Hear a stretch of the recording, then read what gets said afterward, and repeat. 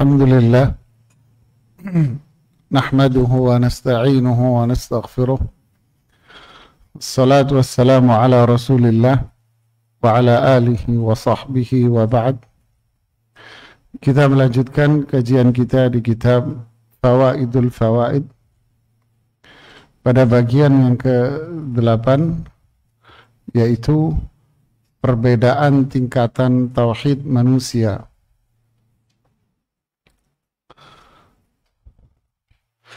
Para jemaah sekalian, Rasul saja itu bertingkat-tingkat. Ya, tilkar rusulu faddalna ba'dahum ala ba'd. Jadi itulah para rasul yang kami muliakan satu dengan yang lainnya. Jadi beda-beda tingkatan rasul itu. Para sahabat juga sama, bertingkat-tingkat para sahabat itu. Begitu pula generasi yang berikutnya, dan begitu pula pada setiap generasi orang-orang yang beriman itu pun bertingkat-tingkat. Tingkatan mereka berbeda-beda, ditentukan oleh ilmu yang mereka miliki. Semakin dia mendalami ilmu, maka semakin kuat keimanan dia. Begitu pula amalan perbuatan pun akan bertingkat-tingkat dan berbeda-beda. Imam Ibnu Qayyim mengatakan, ad-dinu khuluq. Islam ini adalah perilaku, moral, akhlak. Kullama zada alaika al-khuluq, zada alaika ad-din. Setiap kali akhlaknya bertambah, maka saat itu pula agamanya dia semakin tinggi. Jadi amalan seseorang akan bertingkat-tingkat. Syekh Abdul Razak juga mengatakan di kitab beliau, La ilaha illallah, keutamaan, makna, dan syarat. Beliau mengatakan, La ilaha illallah itu tingkatan amal yang paling tinggi, pahala yang paling besar, kedudukan yang paling tinggi di sisi Allah. La ilaha illallah akan memiliki keutamaan yang besar seperti ini berdasarkan tingkatan-tingkatan manusianya pula. Semakin dia memahami, maka semakin tinggi pula kedudukannya. Sebagaimana amalan itu pun bertingkat-tingkat pada diri seseorang. Begitulah para jemaah. Semua akan kembali kepada usaha kita. Semakin besar usaha kita, maka buahnya pun semakin besar. Di sini dijelaskan perbedaan tingkatan tauhid seseorang. Tauhid seseorang akan beda-beda pasti, sesuai dengan ilmu dan sesuai dengan amal dia. Lalu apa itu tauhid, jamaah? Sebelum kita bicara di bawah-bawahnya, apa itu tauhid? At-tauhid dalam bahasa Arab itu artinya ja'lu syai'i wahidan, menyatukan sesuatu. Jadi sesuatu yang berserakan itu dikumpulin, dijadikan satu. Itu namanya tauhid, yaitu berasal dari kata wahid, satu. Ini tauhid menyatukan. Jadi ada beberapa komponen-komponen diikat dijadikan satu, namanya tauhid dalam bahasa Arab. Dalam istilah tauhid, ya kembali kepada makna bahasanya. yaitu menjadikan satu. Berarti at-tauhid dalam makna istilah adalah apa? Menjadikan Allah itu zat yang satu tunggal. Kalau kalimat yang sering kita dengar mengesahkan Allah, yaitu menjadikan Allah itu tunggal wahid. Dalam hal apa? Seperti dalam surat Al-Ikhlas, yaitu lam yalid walam yulad walam yakul lahu kufuwan ahad.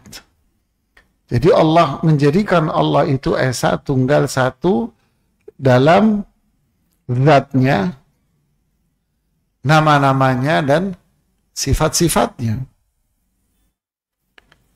Artinya Allah memiliki nama, Allah memiliki sifat yang tidak akan sama dengan makhluknya dan tidak boleh disamakan dengan makhluknya. Kewajiban kita menetapkan nama-nama dan sifat Allah sebagaimana yang Allah tetapkan dan Rasul tetapkan pada zat Allah subhanahu wa ta'ala. Kemudian menjadikan Allah esa tunggal pada penciptaannya. Ya, pada penciptaannya.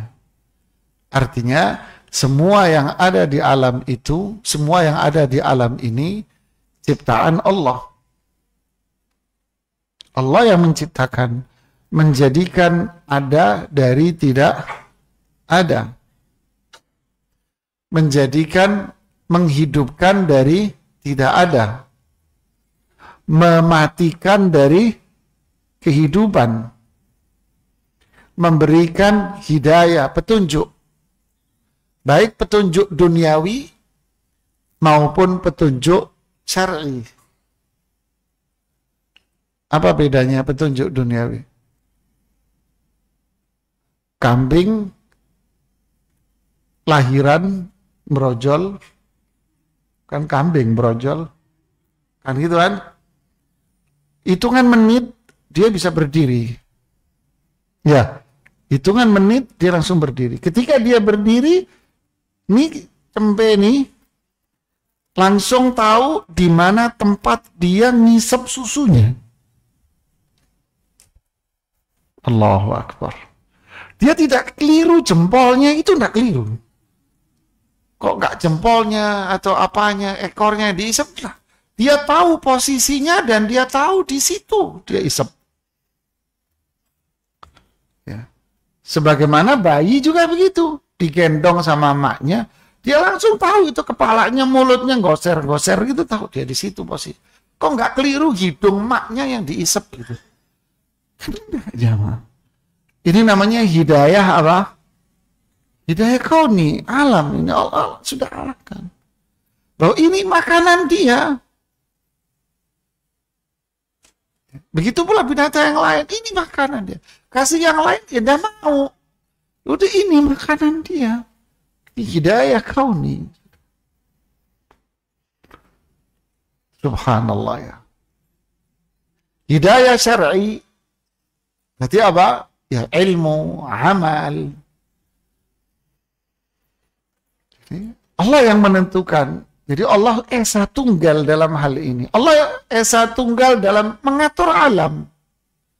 Jadi Allah yang ngasih rezeki, Allah yang ngasih nikmat, Allah yang memberikan kebaikan. Tunggal dalam hal ini. Tidak ada yang lain yang bisa. Nggak ada. Kemudian yang ketiga, Allah Esa Tunggal dalam hal ibadah. Sehingga tidak ada satu jenis ibadah pun melainkan itu haknya Allah. Itu adalah hak Allah. Nah, inilah yang namanya at-tauhid jamaah. Mengesahkan Allah dalam hal nama-nama dan sifatnya. Yang kedua, mengesahkan Allah dalam hal penciptaan, pengaturan alam, kekuasaan alam. Yang ketiga, mengesahkan Allah dalam hal ibadah. Nah, pemahaman seseorang terhadap tauhid akan bertingkat-tingkat berdasarkan apa? Ilmu yang dia miliki dan mengamalkan ini pada kesehariannya. Seberapa besar? Itulah yang menentukannya. Oke. Imam Ibnu Qayyim mengatakan rahimahullahu ta'ala, tauhid merupakan sesuatu yang paling halus, paling suci, paling bersih, dan paling jernih. Makanya tauhid diberi nama dengan nama apa? Al-Hanafiyah. Ya, apa itu Al-Hanafiyah? Apa? Bersih dari syirik. Berarti bertauhid murni dia. Mukhlisina lahuddin hunafa. Al-hunafa jama' tunggalnya hanif. Yaitu dia suci dengan tauhid, bersih dari syirik. Inilah tauhid, bening, bersih, bertauhid. Bukan seperti yang diungkapkan oleh orang-orang barat, bahwa itu kosong, bening itu kosong.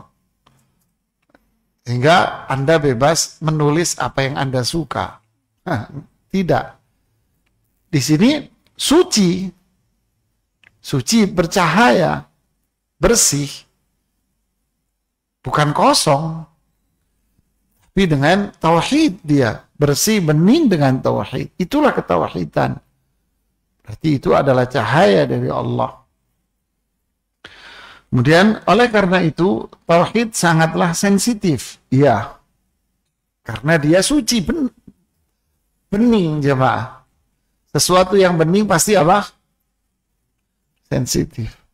Sedikit aja kena kotoran dia kan mudah apa? Berpengaruh pada dia. Paham? Ia amat mudah sekali terkoyak, tercemar, dan ternodai oleh sedikit celah. Karena beningnya itu, sucinya itu. Tauhid laksana pakaian yang paling putih, yang mudah terkotori oleh sedikit noda, noktah di sini. Tauhid pun diibaratkan cermin yang jernih. Sedikit saja noda menempel, pasti akan memberikan bekas di permukaan. Itulah tauhid. Sedikit aja akan berpengaruh. Kemurnian tauhid bisa tercemar oleh, apa noktah kotoran noda ini yang mempengaruhi kemurnian dan kesucian tauhid. Walaupun itu kecil, dipandang oleh orang kecil, tapi ketika masuk dalam benda yang putih, kelihatan tidak? Kelihatan coba. Tapi kalau masuk di benda yang sudah hitam, gelap, apa?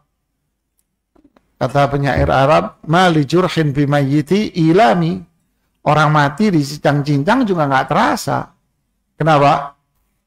Ya hitam, udah mati. Ledekan orang putih sama orang hitam apa? Kalau digaruk dia, digaruk sedikit aja orang putih apa? Merah. Duh merah ini. Suaminya hitam, bininya putih, diledek melulu sama bininya. Digaruk dikit aja sudah putih. Itu apa namanya? Merah. Suaminya kocrok gak kelihatan. Jadi ini yang ingin ditampilkan bahwa satu yang putih itu sensitif. Ini yang pertama ingin ditanamkan. Tauhid itu suci. Ya, ingat, pertama tauhid itu suci. Yang kedua, ketika tauhid itu suci maka dia sangat sensitif dengan noda sekecil apapun. Sangat sensitif dengan noda sekecil apapun. Kemurnian tauhid bisa tercemar oleh pandangan yang selintas, tuh, kecil. Sepatah kata maupun syahwat yang terselubung. Orang yang tauhidnya ternodai harus segera menghilangkan noda tersebut dengan sesuatu yang menjadi lawannya amal soleh. Apa noda ini? Syahwat dan syubhah. Ma salakakum fi saqar? Qalu lam naku minal musallin wa lam naku nut'imul miskin. Ini syahwat. Ya, kenapa Anda tidak masuk? Kenapa Anda masuk neraka? Jawabannya, enggak sholat, enggak ngasih makan fakir miskin. Berarti ini apa? Syahwat. Ini syahwat. Wa kunna nakhudu ma'al qaidin, dan kami mendustakan bersama dengan orang-orang yang mendustakan. Berarti ini apa? Syubhat. Kalladzina min qablihim fastamta'u bi khalaqihim kama stamta'tum bi khalaqikum. Mereka menikmati dunia mereka sebagaimana kalian juga menikmati dunia kalian. Kemudian Allah mengatakan, wa khudtum kalladzi khadu, dan kalian pun tenggelam dalam mendustakan Islam sebagaimana mereka mendustakan. Ibnu Qayyim dan gurunya Syekhul Islam Taimiyah mengatakan, inilah noda syahwat dan noda syubhat. Noda syahwat adalah tenggelam dalam dunia, harta, kemaksiatan, ini syahwat. Syubhat mendustakan, berpaling dari Al-Quran dan hadis. Ini bicara besar, tapi sekecil apapun dari ini akan mempengaruhi tauhid kini. Ya, sekecil apapun akan mempengaruhi tauhid dia. Jika tidak, noda itu akan bersemayam dan menjadi berkarat yang sulit dibersihkan lagi. Makanya penyair mengatakan, la tahkiranna saghiran innal jibala minal hasa. Jangan menyepelekan yang kecil, karena gunung itu dari pasir.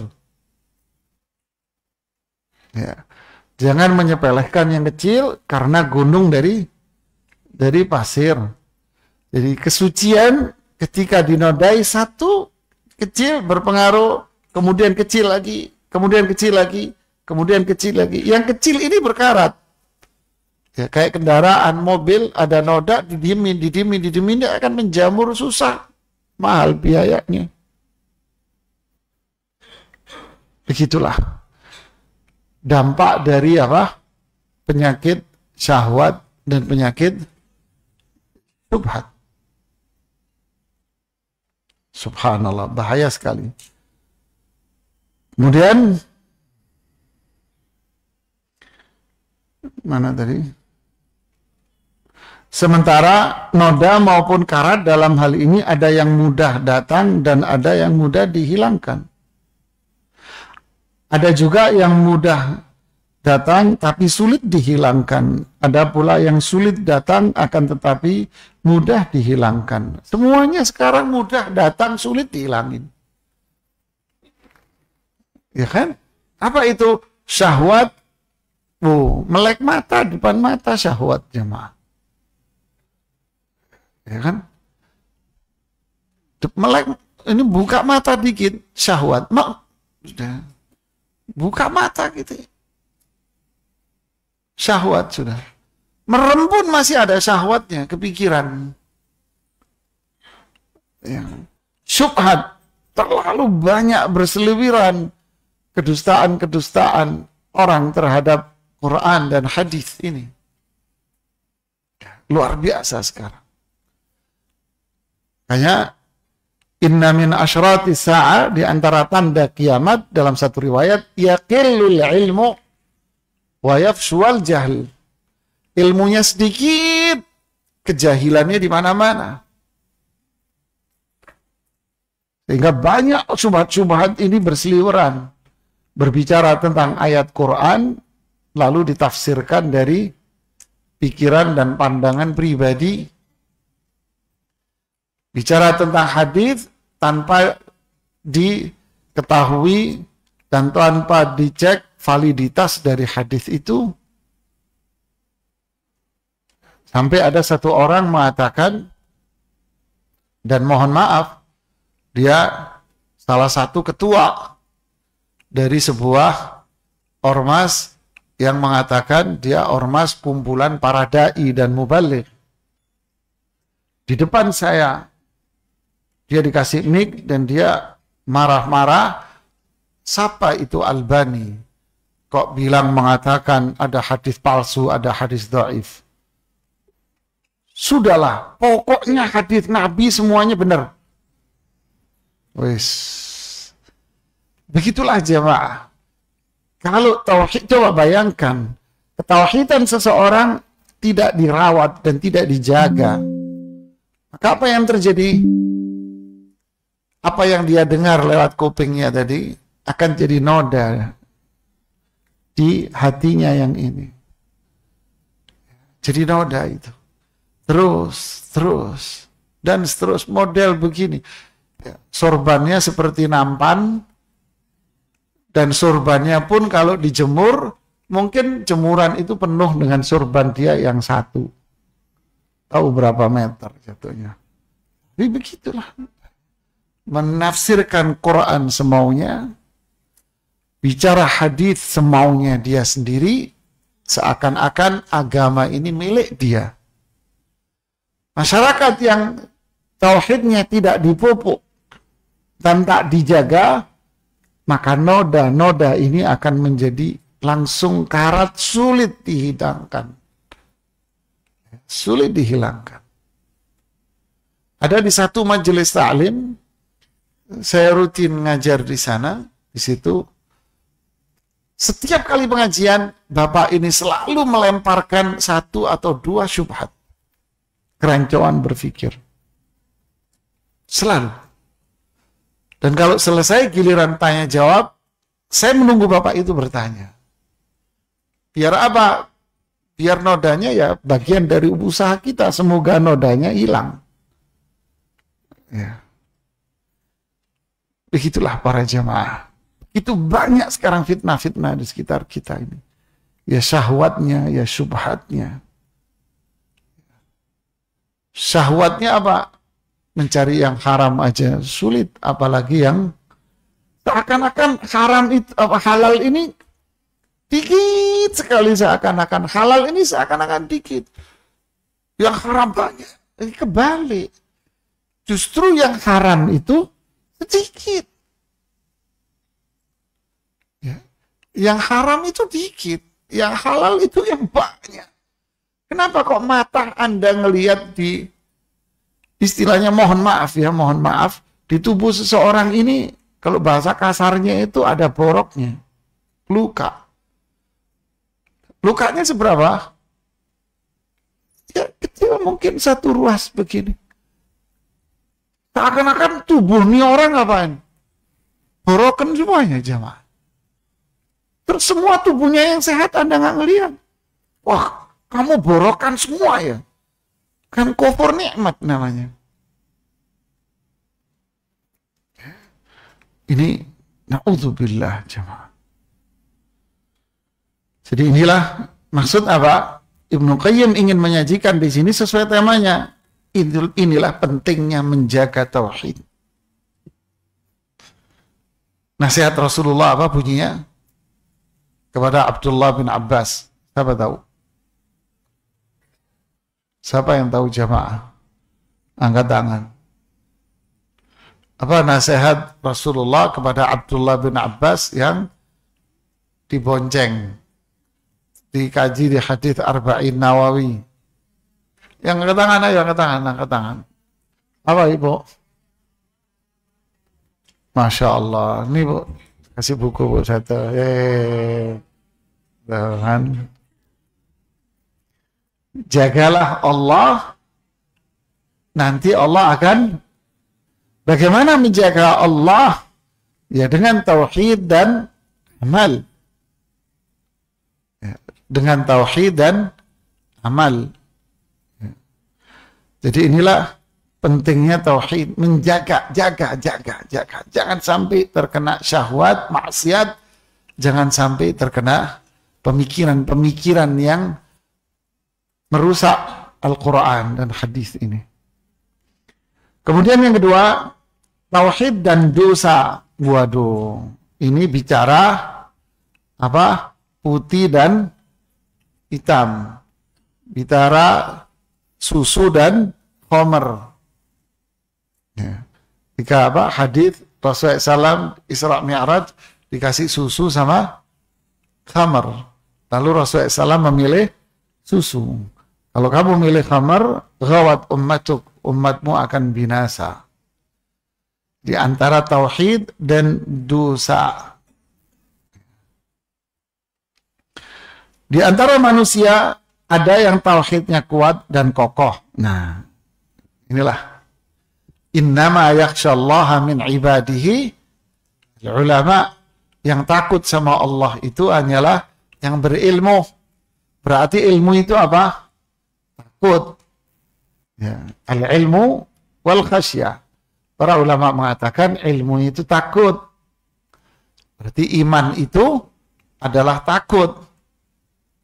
Tauhid akan melahirkan takut pada diri seseorang. Takut akan apa? Takut positif. Ya, bukan takut digigit anjing, bukan. Itu takut manusiawi lah ngeliat anjing digigit. Bukan takut yang menjadikan dia nggak mau berbuat apa-apa. Ini penyakit psikologis, jamaah. Tapi takut yang menjadikan dia apa?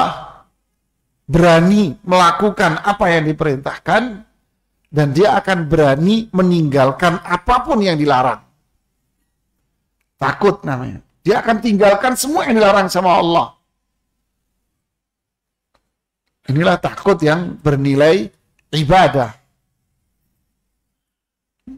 Nah, ini akan bertingkat-tingkat. Berbeda-beda satu orang dengan yang lain. Noda dosa orang itu akan tertutupi oleh kekuatan tauhidnya tersebut. Makanya kita pertama belajar tauhid apa? Di kitab tauhid, bab yang pertama, Kitabut Tauhid. Bab yang kedua, Fadlut Tauhid wa ma yukaffiru bihi minadz dzunub. Ya. Bab 1 tentang hakikat tauhid. Bab 2 tentang keutamaan tauhid dan keutamaan tauhid yaitu apa? Menghapus dosa dia. Jadi bab 2 keutamaan tauhid yaitu menghapus dosa dia. Inilah keutamaan tauhid. Hadis tentang bitaqah antara kartu kecil dengan sijilat, dengan catatan amalnya dia. Yunsharu tis'atun wa tis'una sijilan, akan dikasih kepada setiap orang 99 lembaran. Kullu sijilin madda basari, satu lembarnya sepanjang mata dia memandang. Apa ini? Maksiat. Lalu Allah bawa satu kartu kecil, kartu nama, bitaqah. Isinya la ilaha, ditimbang. Yang berat kartu kecil, menunjukkan ini apa? Keutamaan dari tauhid, bahwa tauhid akan menghapus dosa seseorang. Kalau apa? Kalau memang dia benar-benar bertauhid kepada Allah, dan ini otomatis ada kriterianya, ada ketentuan-ketentuannya. Jadi berlaku syarat dan ketentuan, nggak kosongan begini, akhirnya wah santai aja bro, gue juga ngomong la ilaha illallah dihapus sama Allah. Oh gundulmu mas, kata orang Surabaya gitu ya.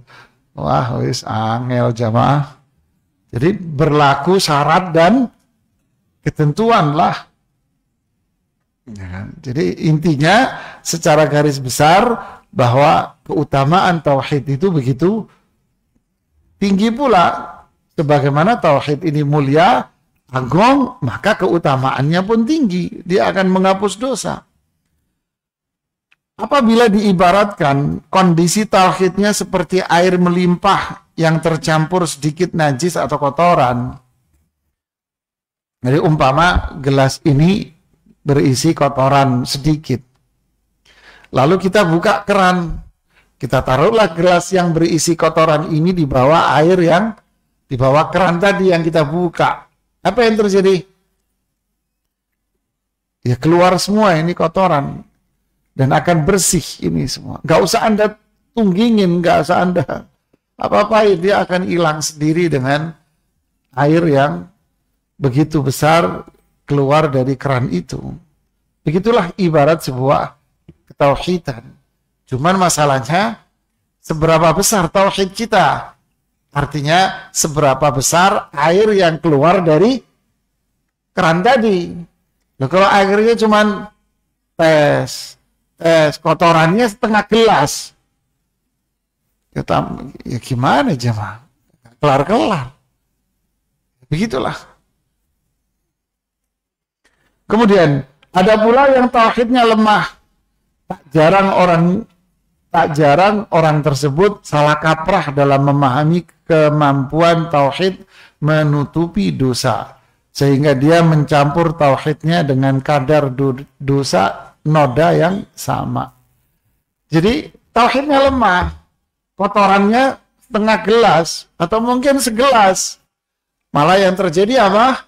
Malah yang terjadi adalah dia menjadikan gelasnya tambah besar sehingga nodanya tambah banyak.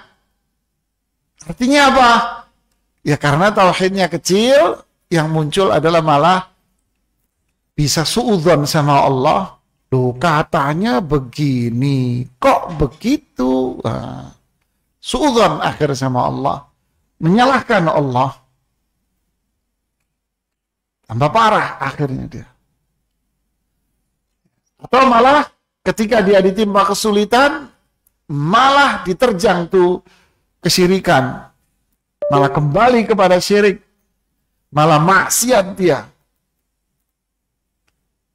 Sehingga lahirlah sebuah kesimpulan akhir, agama hanya dijadikan lipstik saja. Wal'iyadzubillah. Ini sangat berbahaya jemaah. Akan tetapi itu terlihat lebih jelas pada tauhidnya dibandingkan pada tauhid orang sebelumnya. Jadi kalau ada orang yang tauhidnya tinggi, ya, air yang di keran tadi itu keluarnya besar, kemudian dia berbuat dosa, maka sontak kotoran dosa itu akan apa? Akan bersih jemaah. Kenapa? Tauhidnya tinggi dia. Dia akan cepat bertaubat. Mudah bagi dia bertaubat. Dan Allah pun akan cepat membersihkan dirinya. Subhanallah. Inilah mulianya tauhid jemaah.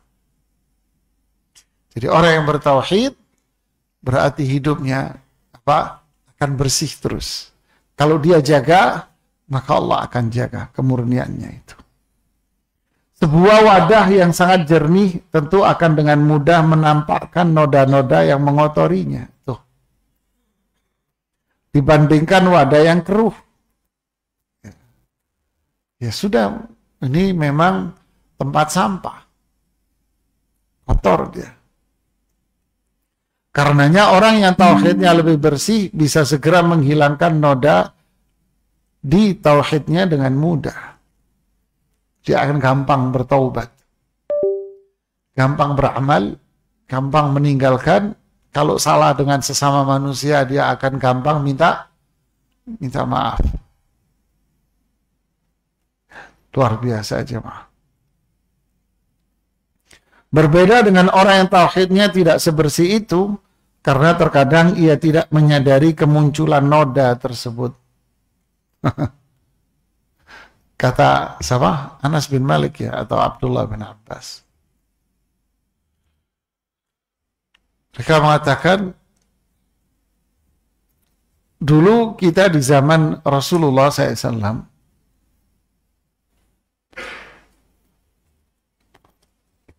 menganggap dosa itu apa? Minal mubiqat, sesuatu yang besar yang menghancurkan kita.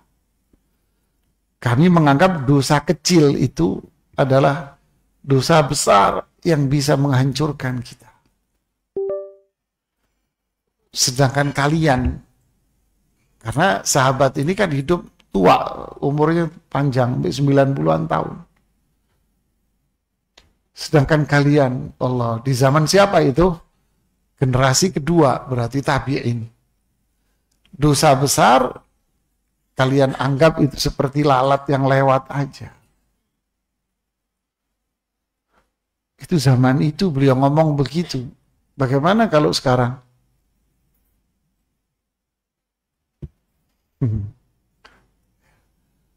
Luar biasa jemaah. Enggak sholat dianggap biasa, syirik juga dianggap ketaatan, beda dianggap ibadah yang paling mulia, maksiat dianggap lumrah, dosa besar dianggap kebutuhan, ya, butuh. Seorang pelacur diwawancarai, apa Anda tidak tahu kalau ini di dalam agama dan nilai sosial masyarakat juga hina?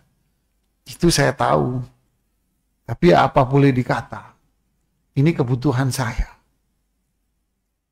Ayo jemaah, mereka yang tenggelam dalam riba pun jawabannya sama. Aduh mas, hari gini mas, ini bisnis mas, udah beda konsepnya dengan zaman dulu. Waduh, udah bicaranya so intelek terus. Terus mereka yang kufur sama Allah juga begitu. Waduh, mulai dengan bahasa-bahasa seakan-akan intelektual tinggi, padahal itu bahasa yang lebih menjijikkan daripada sampah, gitu ya. Na'udzubillah. Jadi, selain itu, jika iman dan tauhid seseorang kuat, maka kekuatan itu dapat mengubah dan menekan hal-hal yang buruk. Tidak demikian halnya dengan iman yang lemah. Makanya ilmu itu jaga kita, sedangkan harta syahwat itu repot. Jadi ilmulah yang jaga kita. Ilmu inilah iman. Ilmu inilah tauhid. Berarti yang menghancurkan manusia itu apa? Maksiat, dosa. Kalla bal rana ala qulubihim ma kanu yaksibun. Sungguh di hati mereka itu ada apa? Ran, hitam hatinya. Ma kanu yaksibun, ma. Apa sebabnya? Ma, ya ini sesuatu ini. Apa sesuatu ini? Yaksibun, buah dari apa yang mereka berbuat. Inilah buah perbuatan mereka yang menjadikan hatinya dia apa? Berhitam. Idza adnabal abdu nukitat fi qalbihi nukta sauda. Jika seorang hamba berbuat dosa, ada titik hitam di hatinya. Fa in taba wastaghfar tuqila qalbuh wa in 'ada zida fiha. Wa dzalika huwa ar-ran. Kalau dia tobat, bersih, sukil. Di syarah Sunan Tirmidzi, ini riwayat Imam Tirmidzi, Tuhfatul Ahwadhi dibilang sukil, kata sukil itu digunakan untuk kain yang bersih. Bening. Jadi kalau dia tobat, berarti apa? Suci lagi, bening lagi. Wa in ada, kalau dia kembali maksiat, ya udah, itulah ran namanya. Subhanallah. Jadi yang membuat manusia binasa, sengsara, hancur, menderita, itu adalah dosanya dia. Yang menjadikan keluarga seseorang itu tak harmonis. Keluarga dia itu penuh dengan duri-duri di dalamnya. Keluarga dia penuh dengan asap-asap yang membuat sesak penghuninya. Keluarga dia dipenuhi dengan bau-bau kotoran yang menjadikan penghuninya tak betah di dalam rumah. Yang menjadikan keluarga dia dipenuhi dengan virus-virus yang membahayakan dirinya, sehingga dia betah untuk duduk bersanding dengan pasangannya. Keluarganya ibarat api. Orang lain memandang hanya sebuah casing saja yang penuh dengan keindahan. Padahal di dalamnya itulah gambarannya. Apa penyebabnya? Penyebabnya cuma satu. Dosa lu, dosa Anda, maksiat kamu, tauhid Anda tak ada, hilang. Kesucian itu hilang, diganti dengan noda-noda yang tadi. Kejernihan itu hilang. Dahulu putih, sekarang yang warna putih menjadi coklat dan lebih dari itu. Maka terjadilah kehancuran dan ketidakharmonisan dalam rumah tangga Anda. Ya. Usahanya tak ada keberkahan, hartanya banyak, tetapi tidak menjadikan dia bahagia. Justru menjadikan dia semakin stres, tertekan, sehingga hidupnya dari satu hiburan ke tempat hiburan, dari penghibur satu ke penghibur lain. Semakin dia pergi ke tempat hiburan, semakin besar virus dan penyakit, galau dan stresnya pada dirinya. Apa itu? Imannya dia hanya sebesar biji jagung. Yang ada hanyalah tumpukan-tumpukan sampah yang belum direlokasi, jamaah. Jadi kehancuran, kebinasaan, ketidaktentraman, ketidakbahagiaan, itu muaranya, sebabnya ini masalahnya. Tapi mereka yang bertauhid kepada Allah, walaupun ruangan rumahnya kecil, tapi dipenuhi dengan minyak-minyak wangi misik. Indah rumahnya, wangi baunya, sehingga dia malas untuk keluar. Kedamaian, ketentraman, keindahan, ingin dia duduk menikmati indahnya dan wanginya dan pemandangan yang ada di sekitarnya. Inilah istri saya, dan itulah suami saya, dan ini anak-anak saya. Dan inilah usaha saya walaupun kecil, tapi itulah kebahagiaan dunia dia. Di bahagia ada pada tauhid dia kepada Allah Subhanahu wa ta'ala. Kita dengarkan dulu adzan.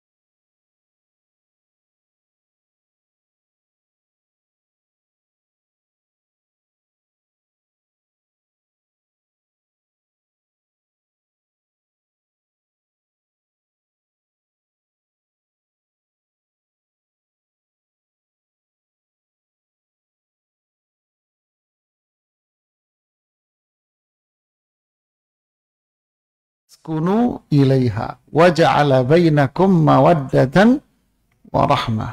Coba, litaskunu ilaiha, agar kalian wahai suami mendapatkan sakinah dengan pernikahan dengan istrimu itu. Dan antara keduanya akan diberikan cinta kasih. Pertanyaannya, sebab sakinah itu apa? Apa iya sakinah itu muncul sendiri? Bisa jadi kalau sakinah itu tetangga Anda ngetok rumah Anda, bisa. Tapi sayang, sakinah bukan tetangga Anda. Sakinah ini adalah karunia yang Allah berikan kepada hamba yang dikehendaki. Mawaddah juga bukan ketemu di kelas dan bukan ketemu di kantor. Sehingga tumbuhlah cinta karena melihat paras dan tubuhnya yang molek dan badan yang ganteng.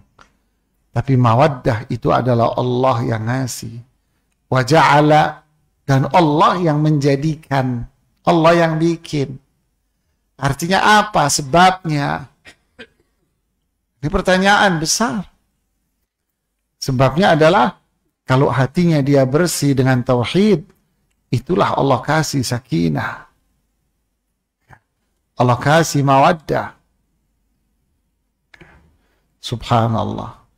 Lalu Ibnu Qayyim mengatakan, di sisi lain, coba lihat, limpahan kebaikan pada diri seseorang bisa meleburkan kesalahan-kesalahannya. Sudah akan lebur.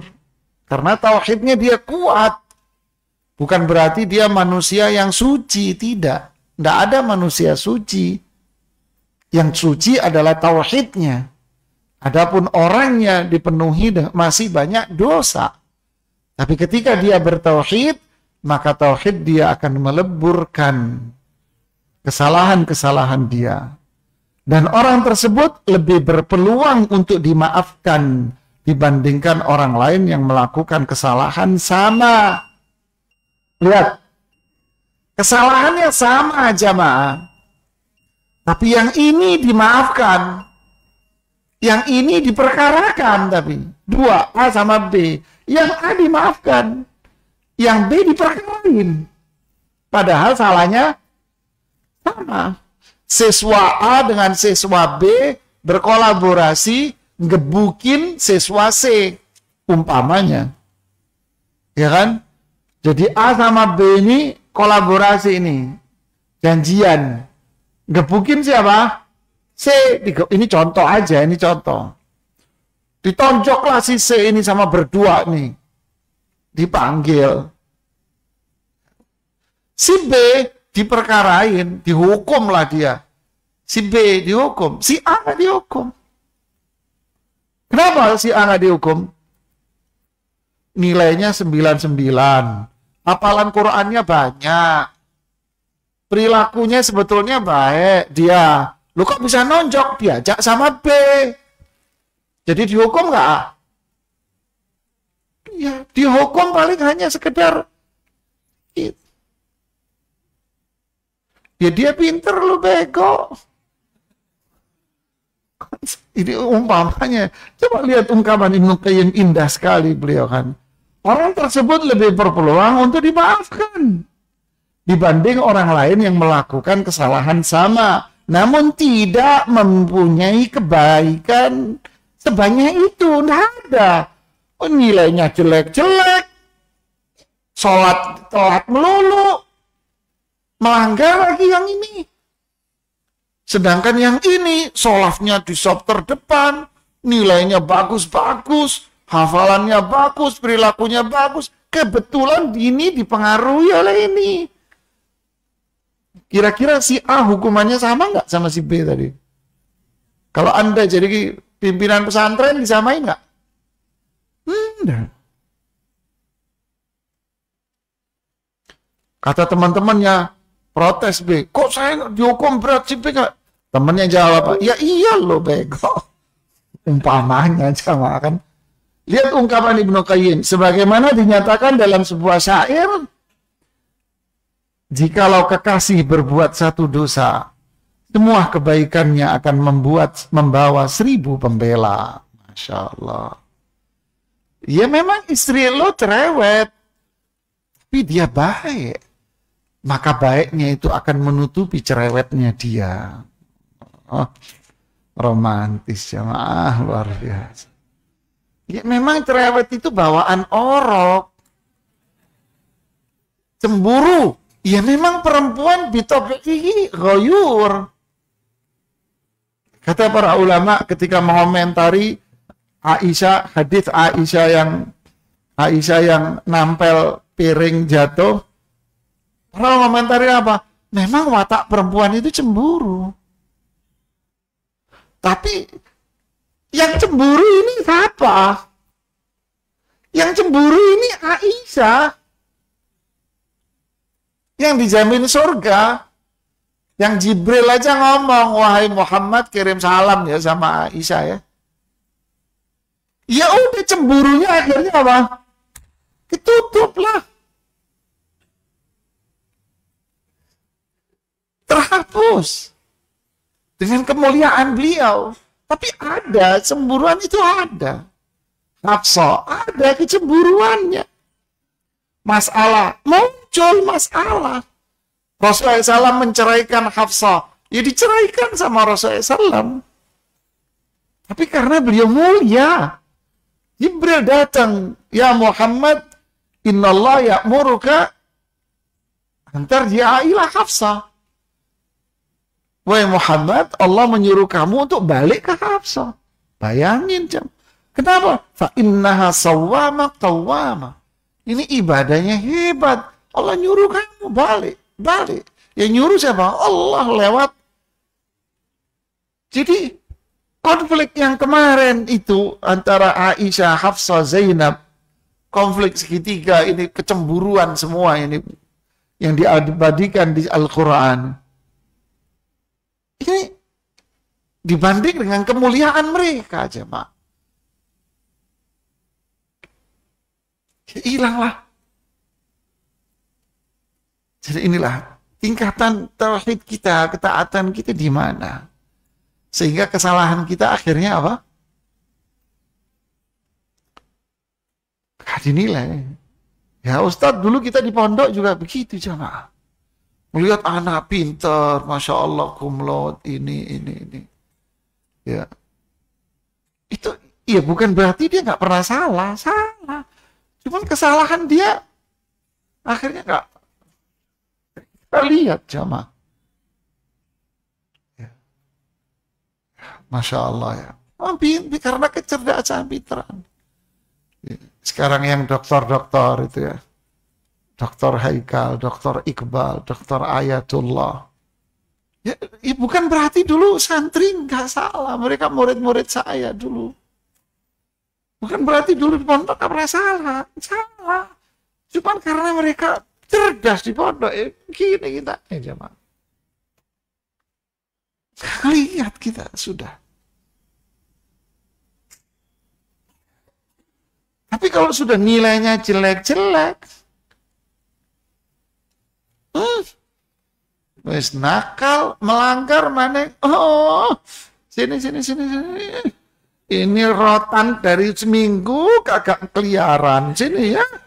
Dulu kalau sekarang sih diprotes kita jamaah. Dulu, sekarang dipenjarain sama orang tua. Dulu. Subhanallah. Beginilah cara. Ini hanya logika, analog saja ya, analog untuk menggambarkan bahwa fadlu tauhid wa ma yukaffir bihi minadz-dzunub, menggambarkan keutamaan tauhid, bahwa tauhid seseorang ketika tauhid dijaga, dipupuk, ditambah dengan ilmu, dijauhi syahwat dan syubhat, semakin membesar. Seiring membesarnya ini akan melahirkan kesejukan, kerindangan, dan keindahan bagi mereka yang tinggal di bawahnya. Dosa-dosa dia semakin hari terus akan hilang. Tapi kalau tauhidnya dibiarkan tak dirawat, maka pohon itu akan mengecil dan mengering. Sehingga seindah apapun rumah Anda, tapi kalau berada di tanah yang tandus dan gersang, tak ada orang yang mau mampir di tempat Anda. Tapi kalau itu gubuk, tapi di sebelahnya banyak pohon-pohon yang rindang, dan di sana tumbuh tanaman-tanaman yang baik, maka semua orang pun mau mampir di sana dengan minum kopi. Ya kan? Begitulah tauhid, jamaah. Ya, wallahu a'lam bishawab. Nanti akhirnya terus berpuisi ini. Silakan kalau ada yang mau bertanya. Ya, silakan Pak. Warahmatullahi wabarakatuh. Ada hanya 4 pertanyaan. Berapa Pak? 4 pertanyaan. Banyak ya Pak. Satu dulu Pak. Satu ditulis sekian, nggak apa-apa. Yang satu dulu, gitu, satu-satu. Oke. Yang pertama, bagaimana Saya meyakinkan? deg-degan Pak, bener Pak. Bisa jawab apa enggak saya Pak ya. Yang pertama Pak, Meyakinkan, ya kalau kita yang hadir ini nggak ada masalah gitu. Yang sholatnya setengah-setengah bahkan tidak sholat, bahwa Allah itu ada, azab kubur itu ada, neraka itu ada. Itu yang pertama. apa yang ditanyain Pak? Meyakinkan, Bagaimana kiat meyakinkannya? dia meyakinkan orang-orang yang setengah agama bahkan tidak beragama. Bagaimana Kalau cara yakin meyakinkan? pengajian, ya, cara meyakinkan bahwa itu Allah ada. Ya. Nah, azab Jawabannya, kubur ada, neraka ada. jawabannya simpel. Ya, gimana? Ilmu. Bukan fulus, bukan harta, bukan yang ganteng, dan bukan yang cantik. Ilmu, Pak. Man yuridillahu bi khairan yufaqihu fid din. Kalau Allah menginginkan kebaikan, Allah jadikan dia berilmu. Artinya kalau dia berilmu, berarti dia yang dicintai sama Allah. Disitulah kebaikannya. Tapi ilmu untuk menjelaskan gitu dong. Ilmu datang bukan di jidatnya, Pak. Tapi ilmu datang dengan belajar. Ya, kalau saya bahasa saya sih saklek. Bukan duduk manis di rumah tuh jadi pinter, enggak. Lam yuladil mar'u alima, kata Imam Syafi'i, orang lahir nggak pinter. Ya kan? Tarjun najata walam tasluk masalikaha, innas safinata la tajri 'alal yabasi. Anda pengen sukses tapi tidak mau berusaha, Mas. Perahu itu tidak jarang jalan di daratan, Mas. Ya. Pengen punya iman tapi nggak mau belajar, pengen kenal sama Allah tapi nggak mau belajar, berarti seperti orang pengen punya anak tapi nggak mau kawin. Yang kedua, orang Ya. mengucapkan la ilaha illallah pelacur aja masuk surga. Ya, Nah, gimana? orang yang mengucapkan la ilaha illallah, walaupun dia pelaku dosa besar, bisa masuk surga. Bagaimana itu? Ada dua, Pak. Pertama, bisa jadi Allah langsung menghapus dosa-dosa dia sehingga dia masuk surga. Dan itu kehendak Allah. Semua kehendak Allah. Seperti kisah laki-laki atau perempuan, karena berbeda riwayat di Bukhari Muslim, yang memberi minum anjing. Diampuni. Seperti laki-laki yang membunuh 100 orang. Ya. 100 orang, dia belum beramal saleh, tapi sudah diampuni karena dorongan tobat dia udah kuat. Begitulah. Allah berkehendak untuk mengampuni dia, diampuni. Yang kedua, jika Allah berkehendak untuk menyiksa dia, ya Allah akan siksa dulu dia sesuai dengan keadilannya. Allah Maha Adil, Allah akan siksa sesuai dengan kadar maksiat dia. Tapi setelah itu Allah akan mengatakan, akhriju minan nar man kana fi qalbihi mithqala mithqala habbatin min syair, mithqala habbatin min bur, dan seterusnya hadis itu. Keluarkan dari api neraka siapapun yang di dalam hatinya ada iman, walaupun seukuran 1 biji gandum, syair, bahkan 1 ukuran zarah sangat kecil pun keluarkan dari api neraka karena di dalam hatinya ada iman seukuran itu. Berarti diazab dulu, karena dia ada keimanannya nanti akan dikeluarkan. Nah, inilah prinsip para ulama Ahlussunnah wal Jamaah bahwa pelaku dosa besar tidak kekal di dalam neraka. Yang kekal di dalam neraka itu cuma dua, orang kafir sama orang musyrik. Begitu, Pak. Masih dua, Pak. Yang berikutnya. Tapi nanti dulu yang lain ada yang mau nanya nggak? Hah? Nggak ada juga, selanjutin, Pak. Orang sudah biasa dengan beribadah, dengan puasa Ramadan. Tapi jalan terus membungakan uang, jalan terus judi online, beli kupon gitu kan. Ini menarik nih, Pak. Yes. Si fulan membungakan uang. Riba ini itu, tapi satu sisi dia sholat, Pak. Apa mungkin antara racun dengan air bisa digabung? Tidak. Kalau Anda gabung, berarti racunnya yang jadi hidup. Paham logikanya? Racun, air. Bisa digabung? Tidak bisa, Pak. Enggak, Pak, mau saya gabung. Berarti racun kamu telan, air kamu telan. Jadinya apa? Manfush. Harusnya gimana? Buang, Pak. Goyor, Pak. Buang nih racunnya. Jadi kapan Allah menjadikan ketaatan si fulan ini bernilai manfaat bagi dia? In tajtanibu kaba'ira ma tunhauna anhu nukaffir ankum sayyi'atikum. Jika kalian jauhi dosa-dosa besar itu, saya akan ampuni semua dosa kamu, Mas.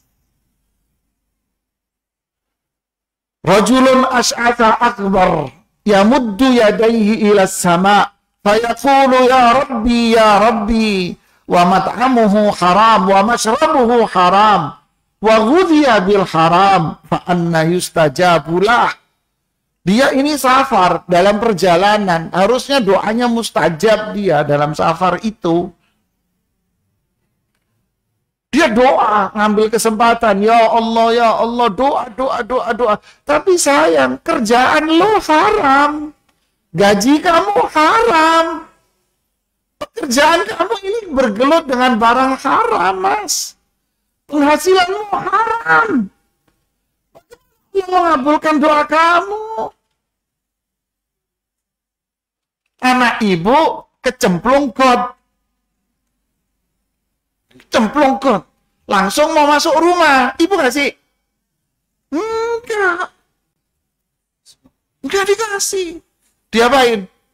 Ambil selang, semprot, bersih, baru dimasukin ke dalam. Kif, jamaah. Ini jawaban yang pertama. Jika itu memang dua terjadi. Ya kan? Jawaban yang kedua, kalau memang dua terjadi, ya bisa saja Allah memberikan pahala atas sholatnya, dan Allah ngasih pahala, pengasih dosa atas maksiatnya. Yang akhirnya apa? Ya, siapa yang lebih besar? Fa'amma man khaffat mawazinu fahummuhu hawiyah. Akhirnya ketaatannya yang kalah, pasti, Pak. Karena ada syahwat. Ya ada, dari pahala dia ada. Dan ini pembahasan yang panjang lah. Ya. Artinya habislah dia.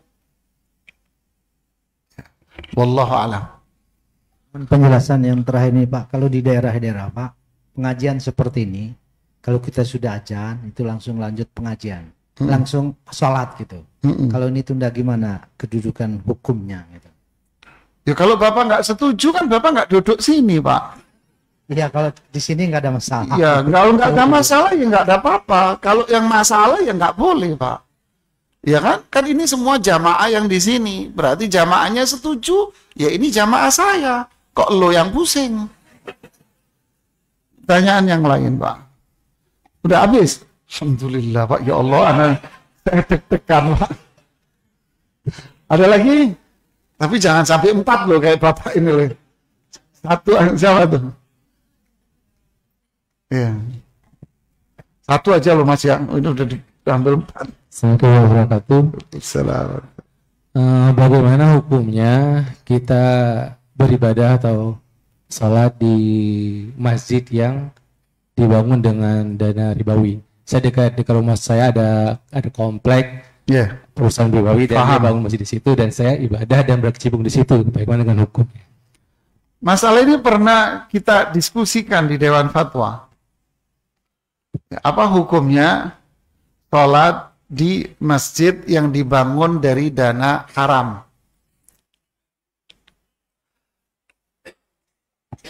Ini kan pertanyaannya adalah masjidnya sudah ada. Ini tidak cerita masjid belum ada. Ceritanya sudah berdiri megah, udah mewah nih masjid, bagus. Anda datang mau sholat di masjid ini. Boleh kagak? Boleh. Ini apa? Masjid, Mas. Masjid.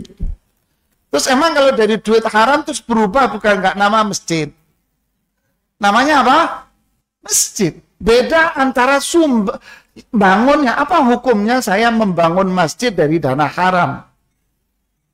Dengan kasus apa hukumnya saya sholat di masjid yang konon atau katanya, atau memang iya dibangun dana haram, di sholat masjid.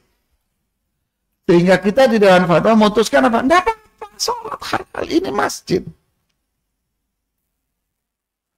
Ini masjid, Mas. Paham bedain permasalahan?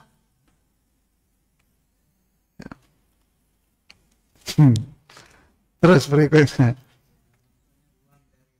Iya, tahu Pak, ngerti Pak.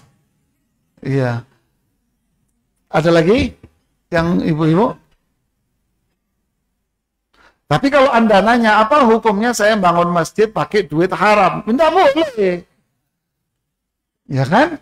Nggak boleh. Hah?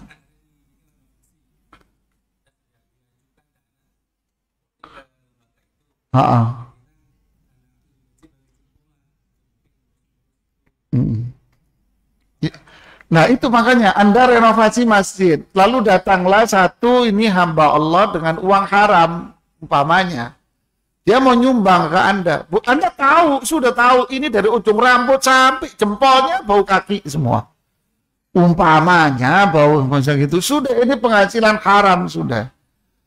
Datang, boleh Anda terima? Nah boleh, ini buat masjid Mas. Para ulama melarang semua. Hadza baitullah, ini rumah Allah. Ya kan? Abu Jahal aja tahu. Ketika renovasi Ka'bah, pembangunan renovasi Ka'bah di tahun berapa? Itu umur Rasulullah SAW 35. Abu Jahal bilang apa dengan penduduk Makkah? Wahai penduduk Makkah, keluarkan dari penghasilan kalian yang halal.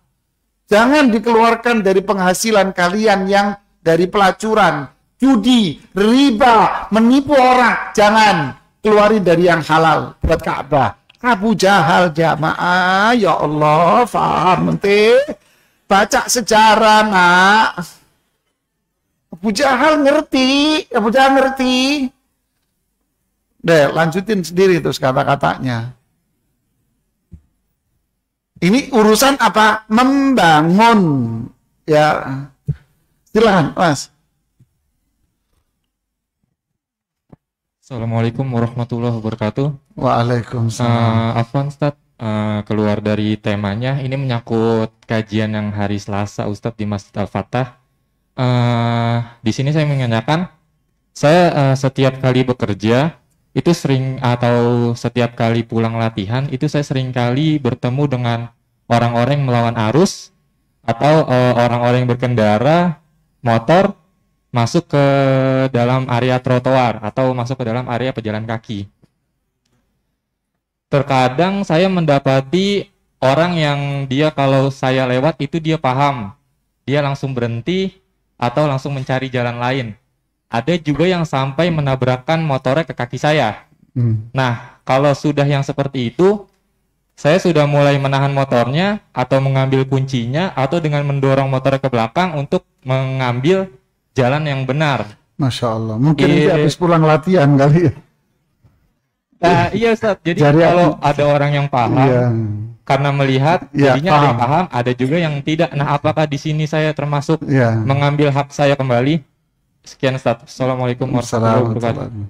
Jawabannya Mas, ya apa jemaah? Sing waras, siap. Ya, biarkan burung berkicau. Saya manusia normal Mas. Jadi bukan karena ente habis pulang latihan masih keringetnya panas, otot ente masih merah. Wah, dari tadi gue cuma latihan doang gitu ya. Jangan, jangan. Ya, sudahlah. Sing waras ngalah jemaah. Jadi tadi saya membaca ungkapan Imam Ibnu Qayyim rahimahullahu taala ketika mengomentari ayat khudhil afwa wa'mur bil 'urfi wa'rid 'anil jahilin. Apa itu? Maafkanlah kesalahan orang.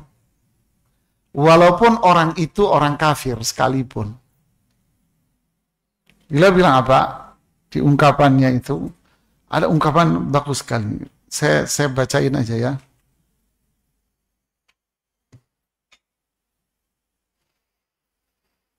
Daripada saya dari makna, tak bacain ungkapan beliau. Allahu Akbar. Indah sekali beliau mengatakan. Kalau ketemu nih.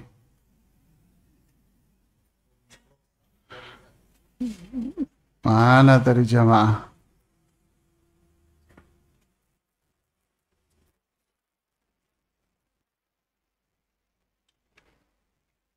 Nggak ketemu jamaah.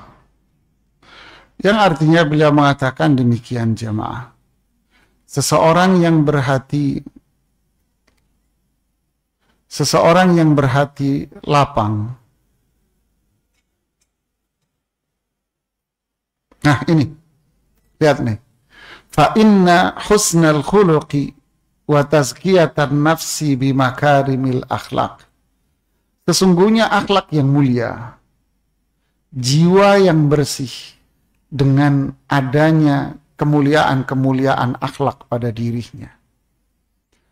Itu ya dulu akan menunjukkan apa? Menunjukkan hati dia yang lapang dan menunjukkan jiwa dia yang mulia. Nah, ini konsepnya. Artinya perilaku yang baik itu dihasilkan dari hati yang bersih, tauhid. Ya kan? Dia bilang gini, wa fi hadzal wasf, dari gambaran ini maka akan muncul apa? Yakuful adha. Dia tidak berbuat jahat sama orang. Wa yahmilul adha. Nih, kayak percaya ini. Dia akan sabar dari kejahatannya orang. Wa yujidur raha. Dia akan menampakkan ketenangan, cool, tenang dia. Wa yudiru khaddahul aisar liman latamahul aiman. Oh, ini angel ini. Dia akan memberikan pipinya yang kiri ketika pipi kanan ditabok. Mas angel jamaah. Pipinya kanan ditabok, plok. Nih mas masih ada yang kiri.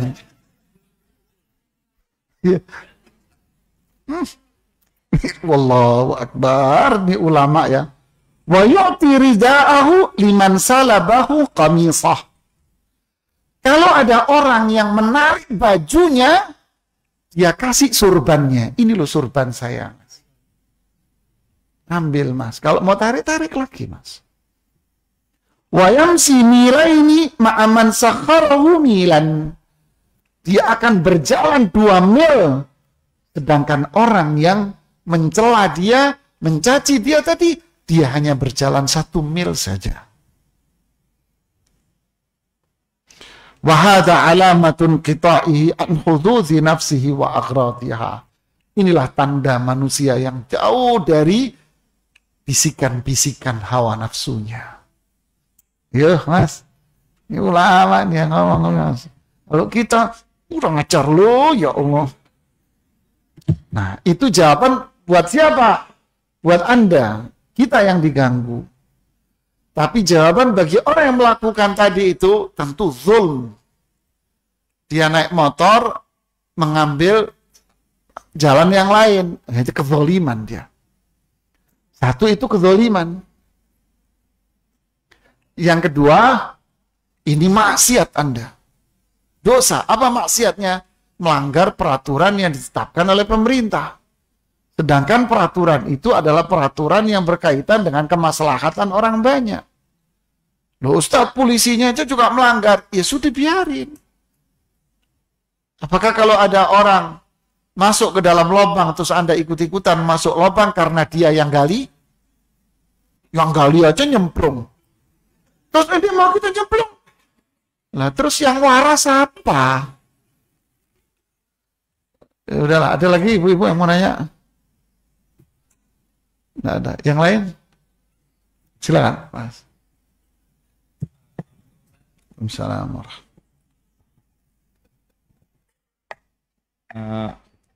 Ya, menyambung penjelasan Ustaz tadi yang maafkanlah kesalahan orang, ini berhubungan dengan hutang Ustaz. Apa jika kita memaafkan orang yang berhutang dengan kita, itu artinya kita mengikhlaskan hutang kita atau hanya memaafkan, ya maafkan saja sekedar kita maafkan dia karena hutangnya itu dibayar lama, tapi tetap kita anggap itu hutangnya tetap ada. Sekian Ustaz.